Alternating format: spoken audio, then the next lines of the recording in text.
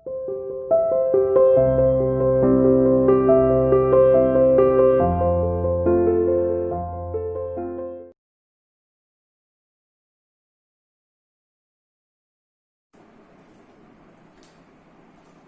Student, welcome to CR international online classes. बेटा आज हम कक्षा 9 में हिंदी विषय में अपना वही टॉपिक जो हमने इससे पहली क्लास में पढ़ा था, पहले लेक्चर में पढ़ा था, अलंकार। आज उसी को हम आगे कंटिन्यू करते हैं। उसी के अगले जो पार्ट हैं, जो भेद हैं, उनको समझते हैं।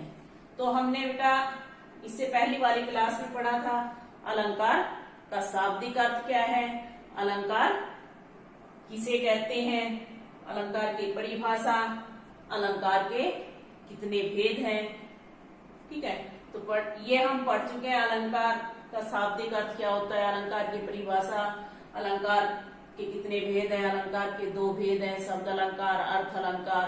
ठीक है, और शब्द अलंकार क्या होता है, जहाँ काव्य में शब्दों के कारण चमत्कार उत्पन्न हो वहां शब्द अलंकार होता है। और जैसे काली घटा का घमंड घटा, ये क्या है, शब्द अलंकार है। उसके बाद हमने पढ़ा था कि शब्द अलंकार के कितने भेद होते हैं। तो हमने पढ़ा है शब्द अलंकार के 3 भेद होते हैं। तो हम पढ़ चुके हैं अनुप्रास अलंकार, जहाँ एक ही वर्ण की बार बार आवर्ती हो वो अनुप्रास अलंकार होता है। दूसरा हमने पढ़ा है यमक अलंकार, जहाँ एक शब्द एक से अधिक बार प्रयोग हो और अर्थ अलग देता हो, तो वो क्या होता है, यमक अलंकार। अब हम तीसरा पढ़ेंगे सलेस अलंकार। सलेस का मतलब, जो ये शब्द है इसका मतलब है चिपकना।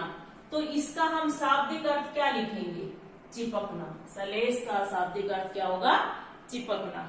और इसकी परिभाषा क्या होगी कि जहां एक ही शब्द से 2 या 2 से अधिक अर्थ चिपके हों, वहां क्या होता है, सलेस अलंकार होता है। यानी आप ये भी कह सकते हैं जहां एक ही शब्द के 1 से अधिक अर्थ निकलते हों, वो 2 भी हो सकते हैं, 3 भी हो सकते हैं। ठीक है ना, वो कितने भी हो सकते हैं, 1 से अधिक हैं, चाहे वो 2 भी हो, तो वो क्या होगा, सलेस अलंकार। अब उदाहरण देखिए, मधुबन की छाती को देखो, सूखी कितनी इसकी कलियां। तो जो ये हमारा कलियां शब्द है, इस शब्द के हमारे 1 से अधिक अर्थ हैं। एक तो अर्थ होता है इसका कि फूल खिलने से पूर्व की जो उसकी अवस्था होती है, यानी खिलने से पहले जो फूल का रूप है वो क्या है, कलियां। दूसरा इसका अर्थ होगा कि यौवन अवस्था से पहले हमारी जो दशा अवस्था होती है, यौवन से पहले यानी जवानी से पहले की जो हमारी अवस्था होती है वो क्या होती है, कलियां। ठीक है, तो ये इसके 2 अर्थ होंगे। ऐसे ही देखिए अगला उदाहरण है, सुबरन को ढूंढत फिरत कवि वे बिचारी चोर। यहां भी ये जो हमारा सुबरन, इसका मतलब है सुंदर अक्षर। ये 3 अर्थ देता है। आप वैसे नहीं, एक छोटी सी मैं आपको पहचान बता देती हूँ, वैसे नहीं भी समझ पाओगे तो भी, कि अगर इस तरह से अंत में, पंक्ति के अंत में अगर इस तरह से कोमा लगाकर 3 शब्द अगर लिखे हो, तो वहां क्या होता है, ये मान लीजिए कि, समझ लीजिए कि आगे कोई ऐसा शब्द है जिसके 1 से अधिक अर्थ हैं। ठीक है, मान लो इस तरह से अगर कोई लिखा है, कवि फिर कोमा व्यभिचारी कोमा चोर, तो ऐसे जब शब्द लिखे हो तो आप ये समझ लीजिएगा कि यहाँ ये हमारे जो शब्द हैं इस काव्य पंक्ति में, इनमें कोई ऐसा शब्द, निश्चित तौर पर ऐसा शब्द है कि जिसके अलग अलग अर्थ होंगे, एक ही शब्द के कई अर्थ होंगे। ऐसे ही जैसे रहीमन पानी राखिए, बिन पानी सब सून, पानी गए न उभरे, मोती मानुष चून। तो ये अंत में ऐसे लिखा होगा, मोती, मानुष, चून। इस तरह से अगर लिखा होगा तो जो हमारी आगे जो पंक्ति है उसमें कोई ना कोई ऐसा शब्द होगा जिसके 3 अर्थ निकलते होंगे। तो ये क्या होगा, पानी गए न उबरे। तो जो ये हमारा पानी शब्द है इसके हमारे 3 अर्थ हैं। मोती के लिए क्या होगा इसका अर्थ, चमक। मनुष्य के लिए क्या होगा इसका अर्थ, इज्जत। और चून के लिए क्या होगा इसका अर्थ, पानी यानी जल। ठीक है, तो ये जो हमारा शब्द है, पानी जो हमारा शब्द है, इसके 3 अर्थ हैं। ऐसे ही यहां है सुवर्ण। अब सुवर्ण का कवि के लिए क्या होगा, सुंदर अक्षर। क्या हो जाएगा, सुंदर वर्ण, सुवर्ण, सुंदर वर्ण। कवि तो सुंदर रचना ही करता है, तो सुंदर वर्ण हो गए। व्यभिचारी जो मनुष्य है, पुरुष, तो पुरुष के लिए इसका अर्थ क्या होगा, सुंदर स्त्री। ठीक है, और चोर, चोर के लिए क्या होगा, सुवर्ण का चोर के लिए होगा सोना। यानी वो तो चुराने के लिए चाहिए ना उसको, तो महंगी चीज में लेनी चाहिए। ठीक है, ये जो हमारा सुवर्ण है इसके 3 अर्थ हैं। ठीक है, कवि के लिए अलग है, व्यभिचारी के लिए अलग है, चोर के लिए अलग है। समझ गए बेटा, ऐसे ही जैसे पानी के थे ऐसे ही इसके हैं। ये हमारा सलेश अलंकार होता है। ठीक है, इसके बाद ये हमारा आज कंप्लीट हो गया है शब्द अलंकार। शब्द अलंकार थे हमारे 3, अनुप्रास अलंकार, यमक अलंकार और सलेश अलंकार। अब बेटा हम अलंकार का भेद नंबर 2 पढ़ेंगे। दूसरा भेद क्या था हमारा, अर्थ अलंकार। क्या था दूसरा भेद, अर्थ अलंकार। अब अर्थ अलंकार की परिभाषा लिखेंगे तो क्या होगा कि जहां अर्थ के कारण काव्य में चमत्कार उत्पन्न होता है वहां अर्थ अलंकार होता है। जैसे सिंधु सा विस्तृत, तो ये क्या हो गया, अर्थ अलंकार। ठीक है, अब अर्थ अलंकार कितने प्रकार के हैं ये अब हम आगे पढ़ेंगे।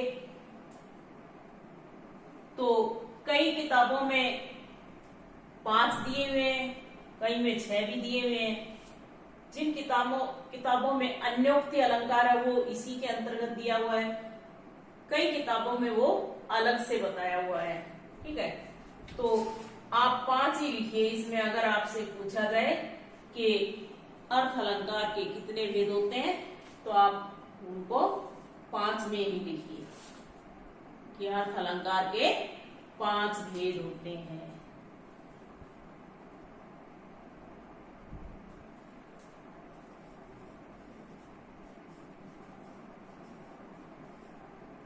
अर्थ अलंकार के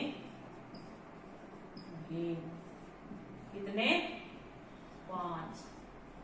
अब वो 5 कौन कौन से, नंबर 1 होता है उपमा, नंबर 2 होता है रूपक, यानी इनके पीछे अलंकार हो लगा लेना, उपमा अलंकार, रूपक अलंकार। तीसरा होता है उत्प्रेक्षा, चौथा अतिशयोक्ति,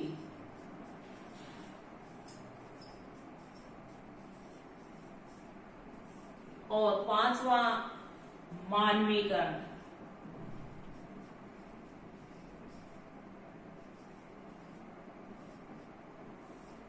ठीक है, ये अर्थ अलंकार के 5 भेद होते हैं। यानी पहला उपमा, दूसरा रूपक, तीसरा उत्प्रेक्षा, चौथा अतिशयोक्ति और पांचवा मानवीकरण। अगर हमें इसका कोई डायग्राम बनाने के लिए कहे तो कैसे बनाएंगे, देखिए।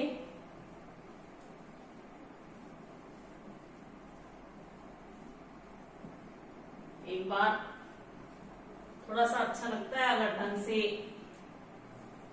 उसको करेंगे तो।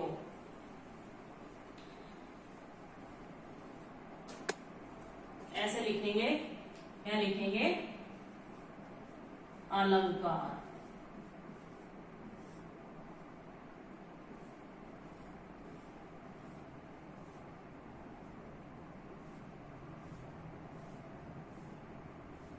ऐसे आप कैसे भी कर सकते हैं। इसके नीचे क्या करेंगे,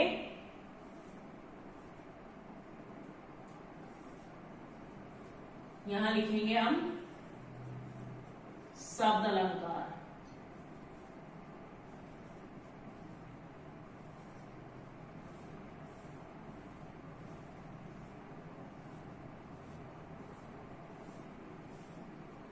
ठीक है, और यहां लिखेंगे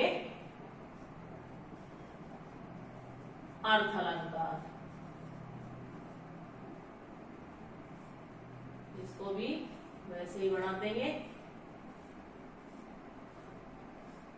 ताकि ये देखने में अच्छा लगे।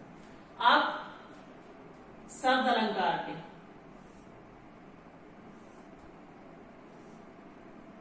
तो सबसे पहले क्या है, अनुप्रास अलंकार।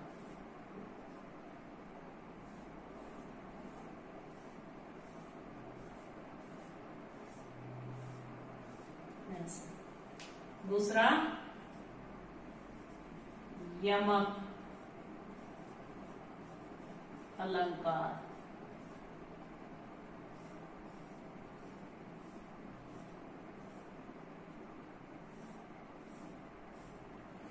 और तीसरा हमारा होगा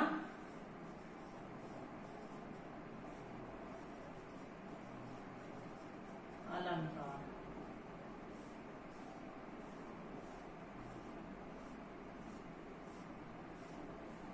इस तरह से बनाएंगे तो अच्छा लगेगा देखने में। कोई हमारी नोटबुक देखेगा तो उसको भी अच्छा लगेगा।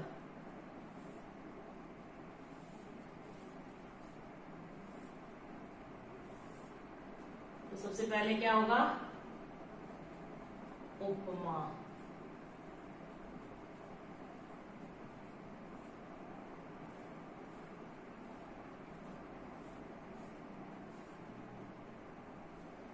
उसके बाद रूपक।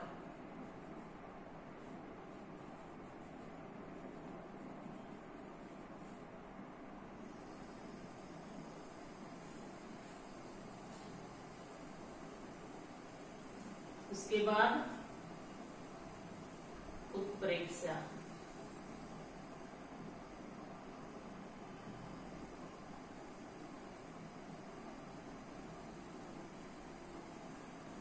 थोड़ा सा बेटा अपने आप को क्रिएटिव बनाओ ताकि दूसरा कोई हमारी नोटबुक भी देखे तो लगे कि हाँ बच्चे तो ये हैं पढ़ने वाले।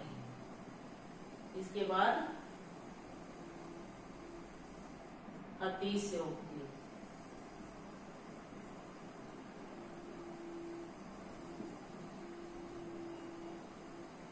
अलंकार।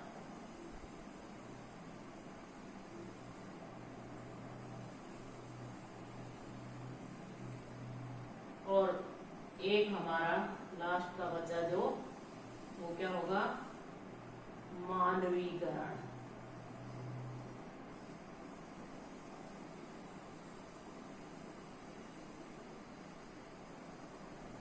ठीक है, इस तरह से अपनी नोटबुक में बनाएं तो इस एक डायग्राम से हमारे कितने क्वेश्चन बन जाते हैं। देखिए, अलंकार के कितने भेद होते हैं, तो अलंकार के 2 भेद होते हैं, 1 और 2। फिर शब्द अलंकार के कितने भेद होते हैं?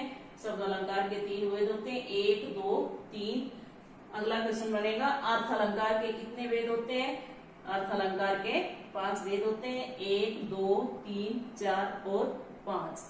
तो एक ही डायग्राम से हमें 3 4 क्वेश्चन का आंसर मिल जाता है। ठीक है, तो और बनया हुआ भी हमारी नोटबुक के फ्रंट पेज पे मान लो जहाँ लेसन हमारा स्टार्ट होता है वहां बनाए तो अच्छा लगता है, समझने में भी आसानी होती है।